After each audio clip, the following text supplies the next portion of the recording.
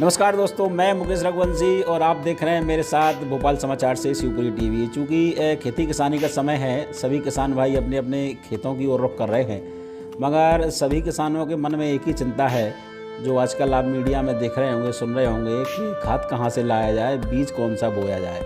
बड़ी दिक्कत वाली बात है, स्वाभाविक बात है। जब एक साथ पानी गिरा है और सभी किसान अपने अपने खेतों में कुछ न कुछ फसल बोना चाहते हैं, तो सभी का सिर्फ एक ही मकसद है कि किसी भी तरह से शासन के द्वारा जो सहायता मिलती है उसके माध्यम से कैसे भी बोनी हो जाए, ताकि जो उनकी फसल नहीं निकली है, बर्बाद हो गई है, उसके तौर पे राहत कुछ ना कुछ उनको मिल सके।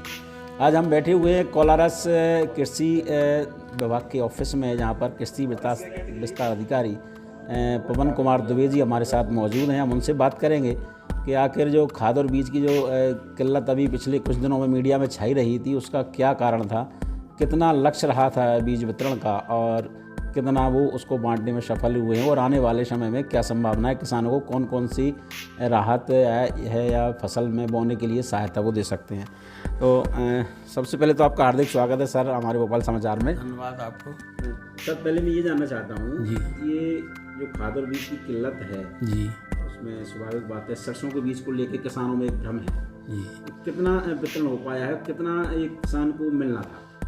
मैं आपको अवगत कराना चाहता हूँ आपके मीडिया के माध्यम से अपने विकासखंड के सम्माननीय सभी कृषकों को कि अपने विकासखंड में विशेष योजना के तहत सरसों का निःशुल्क बीज वितरण के लिए 40 कुंटल बीज आया था, और उस 40 कुंटल बीज को किसानों को पहले आए पहले पाए के आधार पर वितरित निःशुल्क किया गया है। एक किसान को 1 बीघा पर 1 केजी निःशुल्क बीज दिया गया है।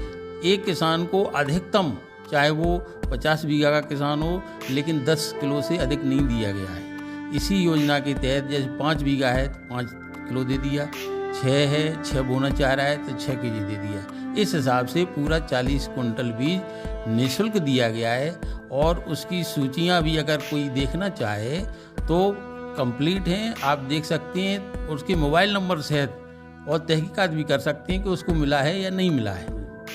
सरसों का बीज ही निःशुल्क है या और कुछ भी है? नहीं, ये विशेष योजना के तहत आया था तो वो निःशुल्क आया था। और जो दूसरी योजना है, जैसे सरसों का प्रदर्शन आए थे, अपने विकासखंड में सरसों के 10 प्रदर्शन आए हुए थे, और 10 प्रदर्शन में किसानों को दिए गए वो पैकेज सहित रहती हैं। डीबीटी योजना के तहत थे, उसमें 5100 रुपये किसान को खर्च करना थे, जिसमें हम 5 किलो बीज देते हैं उसको, और शेष वो उसमें पैकेज में प्राइवेट दुकान से वो खरीदता है, उसकी रसीद आके यहाँ विभाग में जमा करता है।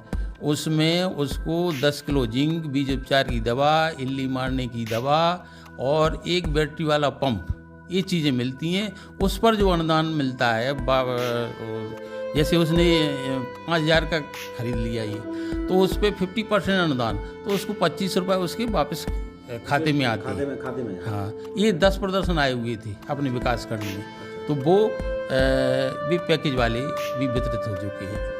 इसी तरह से अन्य फसलों के भी आते हैं, चने के आते हैं प्रदर्शन वाले, मसूर के आते हैं प्रदर्शन वाले। और जो प्रदर्शन जो दिया जाता है किसानों को, तो क्या किसी विशेष प्रकार के किसान का चयन होता है या फिर आप इसमें ये रहता है कि जैसे पिछले सीजन में जो ले चुका है किसान, उसको अब इस सीजन में नहीं देते। उसको नए किसान का चयन करते हैं।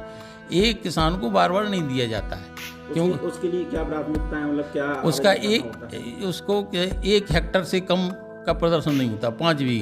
5 बीघा का उसका रकबा हो, और उसमें जैसे चने का है तो उसको 80 किलो चने का बीज देंगे, और उस पर जो अनुदान है वो उसको मिलेगा, और शेष कृषक अंश जमा करना पड़ेगा उसको। और जो पैकेज का सामान है उसमें कल्चर है, वो वहाँ से प्राइवेट डीलर के यहाँ से रजिस्टर्ड जो शासन से है उसके यहाँ से खरीदे, और उसकी पौध संरक्षण दवा है, आपकी कीटनाशी दवा है, और पंप है, ये सब खरीदते हैं। तो उसका जो अनुदान रहता है शेष उसके खाते में पैसा पहुंच जाता है, शासन द्वारा प्रदान किया जाता है। तो ये प्रदर्शन की योजनाएं हैं, और निःशुल्क का तो केवल सरसों का था बस। अच्छा अच्छा जी।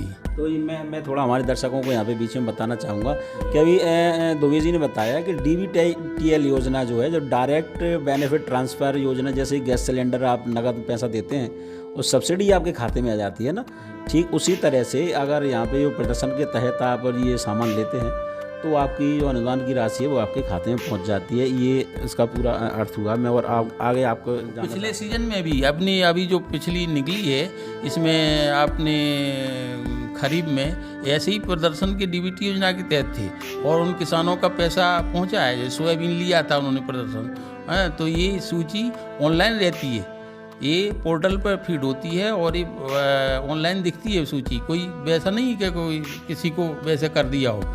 और यदि भूल से भी पिछले सीजन में कोई किसान ले चुका है और दोबारा से उसी किसान का नाम फिर आ गया तो कंप्यूटर उसको लेते ही नहीं है, स्वीकार ही नहीं करता है उसको। तो ये मजबूरी है। एक किसान की पात्रता 3 साल की रहती है, 3 साल तक उस किसान को उस नाम से प्रदर्शन नहीं मिलेगा। हाँ, हर बार नए किसान का चयन। ये तो आपने प्रदर्शन के बारे में बताया। ये खाद को लेके जो किल्लत आजकल छाई हुई है मीडिया में, खाद की मैं किसान भाइयों से अनुरोध करना चाहता हूँ कि भ्रमित ना हो। जैसा कि अपने ज़िले के मुखिया जिलाधीश महोदय बार बार मीडिया में भी अनुरोध कर रहे हैं किसानों से और समझाइश दे रहे हैं, बड़े जिला अधिकारी भी समझाइश दे रहे हैं, हमारे उप संचालक महोदय भी समझाइश दे रहे हैं कि ये DAP का बहुत अच्छा विकल्प है। DAP की इस समय समस्या है और DAP के बारे में भ्रमित ना हो। उससे कृषि वैज्ञानिकों ने सलाह दी है कि DAP का विकल्प NPK और यूरिया है, उसका प्रयोग करें। अब DAP के इंतज़ार में रहेंगे किसान और बोनी का समय है, बोनी का समय निकल जाएगा और उसके इंतज़ार में तो फिर किसानों को पलेवा करना पड़ेगा, उसका अतिरिक्त व्यय हो जाएगा। अभी प्रकृति द्वारा कितना लाभ दे दिया गया है कि बगैर पलेवा के और हर फसल बो सकता है, चना, सरसों, मसूर, गेहूँ। तो किसान की बहुत बड़ी बचत है और समय पे बुवाई करें, इस समय नमी का पूरा उपयोग करें और DAP के इंतज़ार में न रहें। DAP की जगह 5 बीघा में एक गेहूं यदि बोता है तो 4 बैग उस यूरिया के और 4 बैग NPK, जिसमें आधार खाद के रूप में 1 बैग यूरिया और 4 बैग NPK बो दें और उसके बाद गेहूं की बुवाई करें। शेष जो 3 बैग खाद मिला के ना करें बीज में। हाँ, खाद मिला के तो कोई भी बीज नहीं बोना चाहिए। नियम तो यही है कि ये तो अलग अलग सीड ड्रिल में बोएं। डबल पेटी की सीड ड्रिल होती है, एक में खाद भर लिया जाता है और एक में बीज भर लिया जाता है। अगर डबल पेटी की सीड ड्रिल नहीं है तो पहले आधार खाद के रूप में आखिरी जुताई में उसको खाद को दे दें, उसके बाद फिर सीड ड्रिल से बुवाई करें फसल की। ये उसका वो है। अभी सरसों और चना गेहूं के लिए अभी सही उपयोग। हाँ, अभी समय है, खेतों में नमी है और किसान अविलंब इसको बोएं और DAP की इंतजार न करें।